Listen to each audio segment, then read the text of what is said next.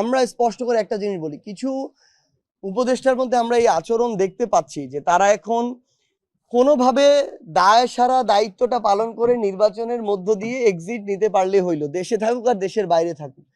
এই দায় সারা দায়িত্ব নেয়ার জন্য অভ্যুত্থান পরবর্তী একটা সরকার কাজ করতে পারে না। তারা এত শহীদের উপরে, এত রক্তের উপরে দাঁড়িয়ে ওইখানে আছে, তারা যদি এখন জীবনের একটু থ্রেটের ভয় করে তাহলে তো ওই দায়িত্ব তাদের নেওয়া উচিত ছিল না।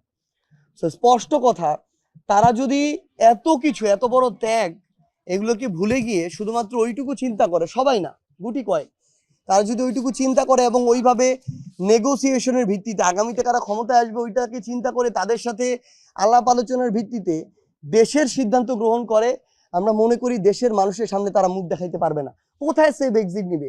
পৃথিবীতে সেফ এক্সিট নেওয়ার একটাই জায়গা, সেটা হচ্ছে মৃত্যু।